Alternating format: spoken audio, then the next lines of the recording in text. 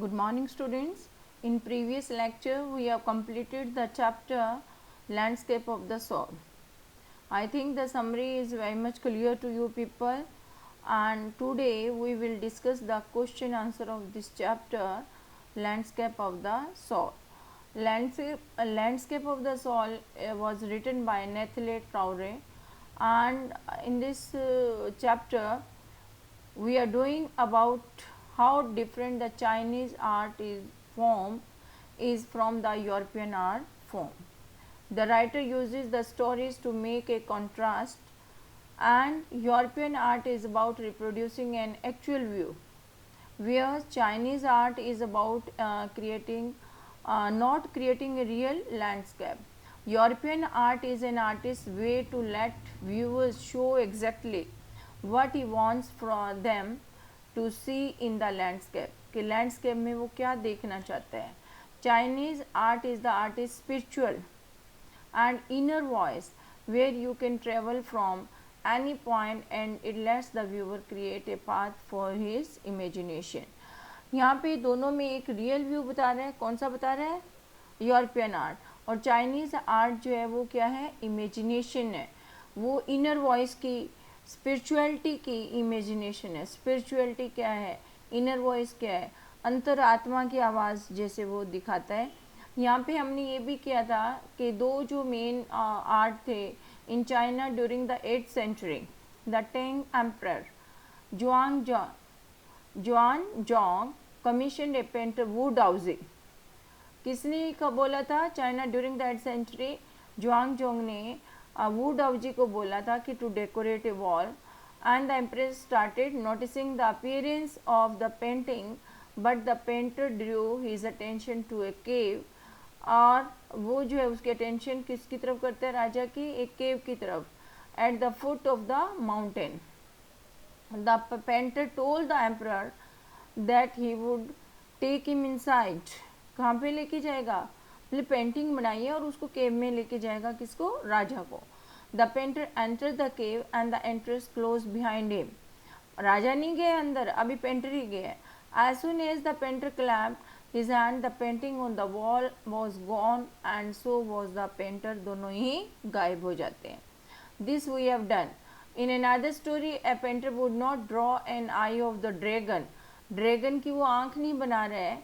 क्यों नहीं? कि as he feared that the dragon would fly out of the painting, कि ड्रैगन जो है वो वहाँ से निकल के भाग जाएगा. In another story, to represent a European art form, a master blacksmith जो है एक लोहार है, falls in love with painter's daughter. The father did not approve of him because of his profession, and the blacksmith sneaked into his painting room. वो उसके studio में जाता है and painted a fly on the painter's latest panel. The fly seemed so real that the painter tried to hit it. वो उसको hit करता है, लेकिन then he came to know कि ये तो जो है ब्लैकस्मिथ ने बनाई है. And the blacksmith married the painter's daughter and later became one of the famous painter. फिर उसके बाद में हमने किया था the stories reveal as to how art form is believed and different regions in the world. Europe and in Europe artist wants to see a real viewpoint for borrowing. और ये जो है यूरोप में आर्टिस्ट कह रहे हैं real view को, मतलब आप किसी भी ढंग से उसको देखो. लैंडस्केप है, कोई फाउंटेन है, कोई जो है वाटरफॉल है, जो तो ये सब जो रियल व्यू दिखाते हैं और वो हर इंसान को समझ में आ जाता है. The art must be perfect and must be illusion likeness. whereas in China the artist does not paint a real but inner or spiritual voice to create an abstract piece. तो मतलब इस तरह के वो बनाते हैं, फीलिंग अपनी दिखाते हैं कि पर्सन को समझ में नहीं आता है क्योंकि वो रियल नहीं है. And the viewer can enter the painting from any point and can travel according to his own imagination. वो कहीं भी कुछ भी देख सकते हैं. Now the concept is called Shen Shui, और इसको हम क्या बोलते हैं? नेक्स्ट है mountain water. Then they are used together, they make the word landscape. तो लैंडस्केप ऑफ द सोल का एक्सप्लेनेशन आप लोगों ने की है हमने पिछले 2-3 जो लेक्चर्स में. अब जो है today we will discuss about the question answers. before that I have discussed with you the summary of this chapter. कल इसके अलावा जो इसमें नहीं दिया गया वो रॉ आर्ट के बारे में नहीं बताया गया है कि व्हाट इज़ रॉ आर्ट और आउटसाइडर आर्ट के बारे में. तो यहाँ पे contrast the Chinese view of art with the European view with examples. कि Chinese form of art is based on imagination, कि total imagination पे है and shows inner and spiritual approach of the artist, whereas the European art form is real, वो real view बताता है and reproduces an actual view of the object of the landscape. Actually कौन सा object कैसे बना हुआ है वो उसी ढंग से उसको रियल व्यू ही दिखाता है. So this is the basic difference between the two. कि Chinese form is based on imagination and shows inner and spiritual approach of the artist, where European art form is real and reproduces an actual view of object from the landscape. Explain the concept of Shen Shui. Shen Shui is a Chinese concept of art. ये भी किससे related है? Chinese से. And which means mountain water. It is used together to represent the world landscape, and the two complementary poles yin and yang of an image reflect the Taoist view. हमने yang और yin के बारे में अच्छे से किया था century में. yang जो है माउंटेन्स को और स्ट्रॉन्ग को, मेल को जो है दैट इज़ yang रिप्रेजेंट कर रहा है, और जो वाटर है वो जो है किसको रिप्रेजेंट कर रहा है? यीन का, जिसमें एक्सेप्टेंस की पावर दिखाई गई है. तो ये जो है चाइनीज़ व्यू है, और बीच में जितना भी गैप है, ठीक है, वो सारा जो है उस वॉइड को कंप्लीट करता है, और जो ह्यूमन बीइंग्स और बाकी एनिमल लाइफ और लाइफ से बना हुआ है. ठीक है, तो ये लैंडस्केप को येंग और येंग से जो है डॉइस्ट व्यू जो है ये हमें दिखाता है. Then next is what do you understand by the terms outsider art and art brut और raw art से आप क्या समझते हैं? तो outsider art, the art made by untrained artist. For example, children और mentally ill person हो गए. outsider art मतलब untrained artist है. For example, children और mentally ill person. Art brut और raw art is a type of art made by people who are not professionals. उन्होंने कोई professional training नहीं ली, कोई डिप्लोमा नहीं किया हुआ पेंटिंग का, ड्राइंग का, या कुछ और जो है मोल्डिंग वगैरह का, उन्होंने ऐसा कुछ नहीं कर रखा. वो जो है फिर भी वो बनाते हैं अपने इनर अर्थ से. But they create an art peace with their own depth and understanding and not from the stereotypical form of classical और फैशनेबल आर्ट. किसी भी तरह की कोई भी उनको हेल्प नहीं है, मतलब वो अपने व्यू से बनाते हैं. अब जो है इसका एग्जाम्पल क्या है? Who was the untutored genius who created a paradise and what is the nature of the contribution to art.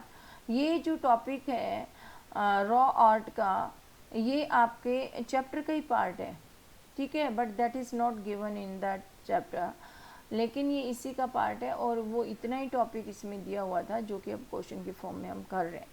This you have to do. Yes, untutored genius who created a paradise was Nekchand. Nekchand था, अब वो is no more.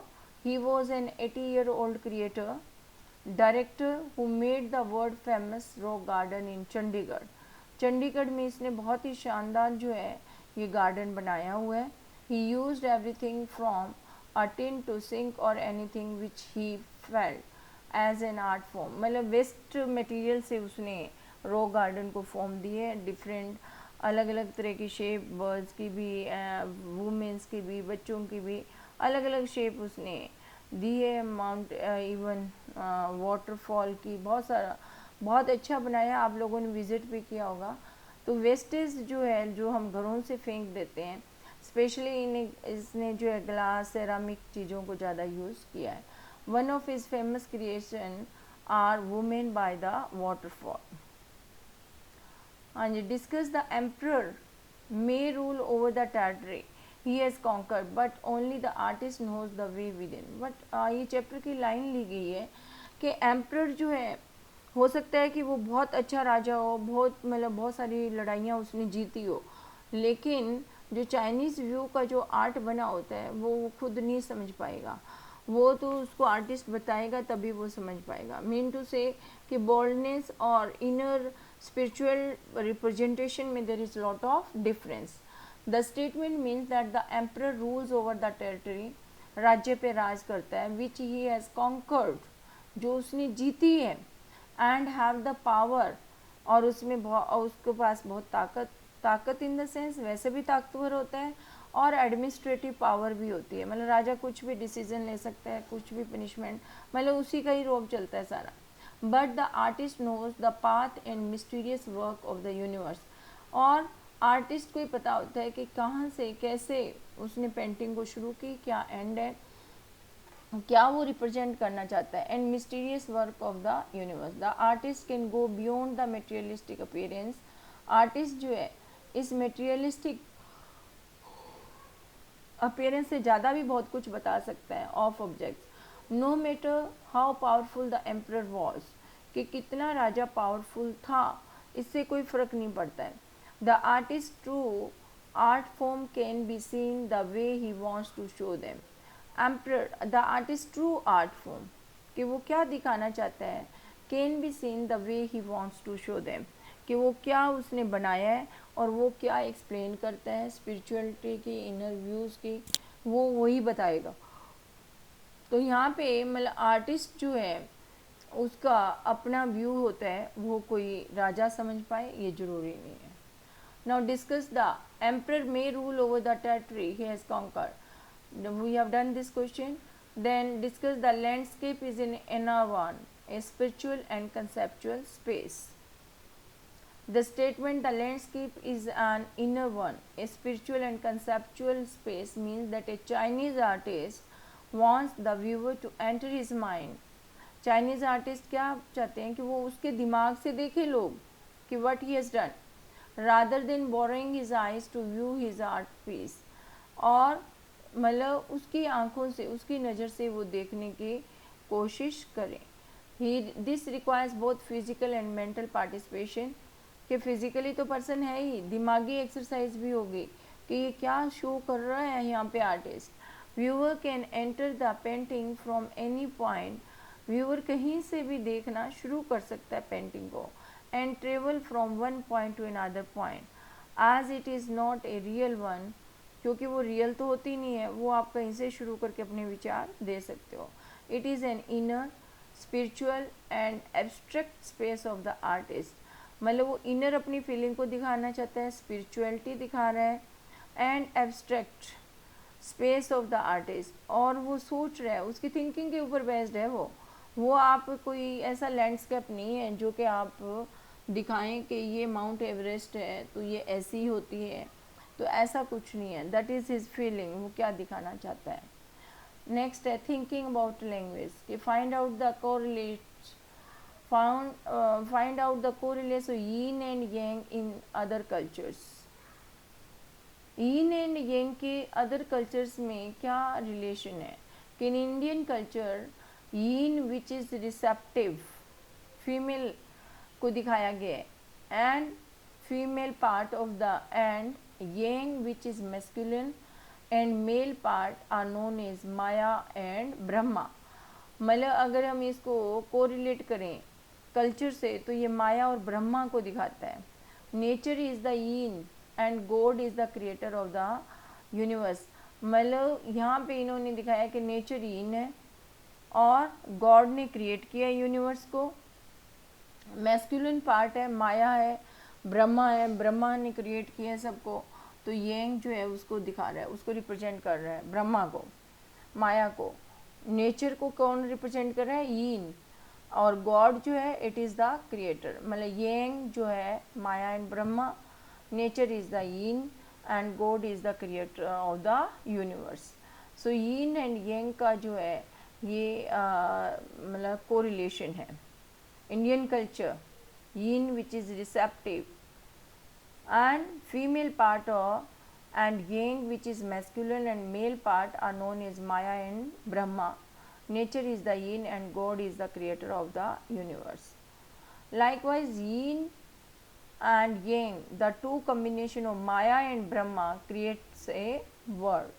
कि माया और ब्रह्मा के मिलने से ही किसका creation होता है, संसार का।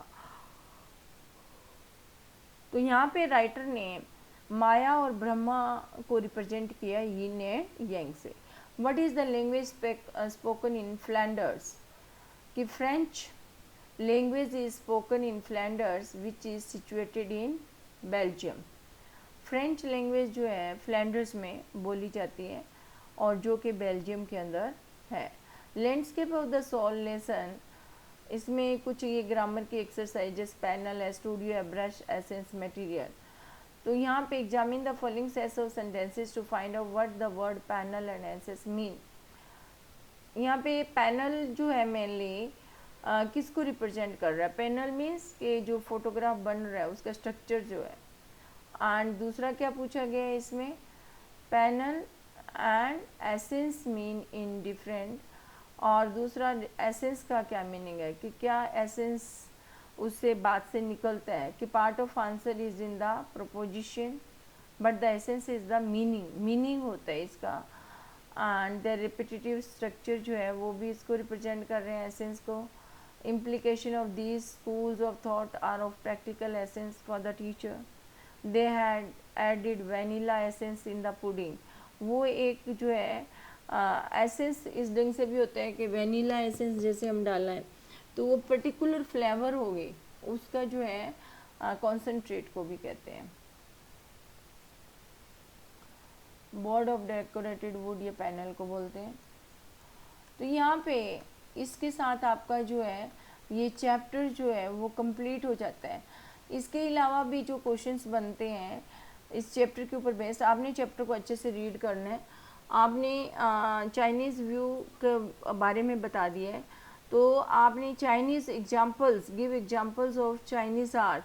पहला जो है आपने एग्जांपल वुड हाउसी का देंगे, फिर वो ड्रैगन उसका देंगे कि जिसमें आई इज़ नॉट प्रिपेयर। इसके अलावा यूरोपियन आर्ट का एग्जांपल भी देंगे, मास्टर ब्लैक स्मिथ का। आपने क्वेश्चंस जो है इसके डिटेल में तैयार करने हैं। रॉ आर्ट और आर्ट ब्रूट का हो गया। फिर हमने सेंचुरी के बारे में भी किया है कि सेकेंडरी सेंचुरी किसको रिप्रेजेंट कर रही है, इसमें यांग और यिंग के बारे में बताया गया है, लैंडस्केप के बारे में बताया गया है। तो यहाँ पे इसमें चैप्टर में जितने भी आपके क्वेश्चंस बनते हैं you have to learn all, and tomorrow I would like to have your test, written test होगा इस चैप्टर का। चाइनीज़ लैंडस्केप जो है वो किसको रिप्रेजेंट कर रहे हैं, चाइना की पेंटिंग के एग्जाम्पल आपने कितने किए, एक तो जुआंगजेंग का मेन ही हो गया। इसके अलावा आपको और different forms of Chinese art क्या था, हॉरिजॉन्टल स्क्रॉल भी वो यूज़ करते हैं कि this is even more true in horizontal scroll, कि जो आप उसको खोलते जा रहे हो एक रोल है और उसमें आप जो है पेंटिंग को देखते जा रहे हो, और स्टार्टिंग वाली जो पेंटिंग है वो एंड वाली से मिलती जुलती होती है। तो यहाँ पे क्लासिकल आर्ट के बारे में भी किया, वर्क के बारे में, एम्परर ओनली सा the outer appearance of the wall painting, ये तो वुड हाउसी का तो बहुत फेमस है ही है जो कि स्पेशली आपको एग्जाम में। और एक जो है सबसे ज़्यादा इम्पोर्टेंट ये आ गया मास्टर ब्लैक स्मिथ के बारे में, दो स्टोरी वुड हाउसी के, क्वेंटन जो है उसका हो ही गया, कौन था क्वेंटन, मास्टर ब्लैक स्मिथ का नेम है ये। और चाइना की बुक्स में कौन कौन सी है जिनमें इस तरह की स्टोरीज़ मिलती है, कॉन्फ्यूशियस होगी, जुआंगजी, इन जो है इस तरह की स्टोरीज़ आपको मैक्सिमम मिलेंगी। और हमने इसके अंदर किया था education book Confucius and Zhuangzi. Then Wu Daozi का हो गया, और दूसरा जो है वुड हाउसी ने तो मेनली यही कहा था कि ये माउंटेन यहाँ पे जो है क्या है कि देरी केव के अंदर कोई आत्मा है, और ये कहते हुए जैसे वो क्लैपिंग करता है वो बंद हो जाती है केव, और उसका सारा सामान भी साथ में वैनिश हो जाता है। तो बहुत डिफरेंट सी ये स्टोरी थी। इसमें सारा जो है हमने कर रहे हैं कि किस ढंग से मतलब डिफरेंट टाइप के आर्ट के बारे में हमने किया। ड्रैगन की स्टोरी भी है कि ड्रैगन की पेंटर जो है एक आई नहीं बना रहा है कि आई बनाई तो ये यहाँ से उड़ ही जाएगा, मतलब दिखाया कैसे मतलब लोगों का जो है विचार कैसे हैं, साइंटिफिक दृष्टिकोण से वो नहीं देख रहे हैं। हर चीज़ को वो मतलब अपना उस टाइम की सोच उनकी थी, साइंस के अकॉर्डिंग नहीं थी, बड़े उनके दकियानुसी विचार हम कह सकते हैं। एक आर्टिस्ट होते हुए भी वो इस तरह की फीलिंग रखता है कि आँख बना दी तो इसमें आत्मा आ जाएगी and it will fly away. तो ये 4-5 स्टोरीज़ हैं जो कि मेनली इस चैप्टर के अंदर है। आपको अच्छे से तैयार करना है, छोटा सा चैप्टर है ये। और I may put you any question, do detail of the chapter. Okay, thank you students, have a nice day.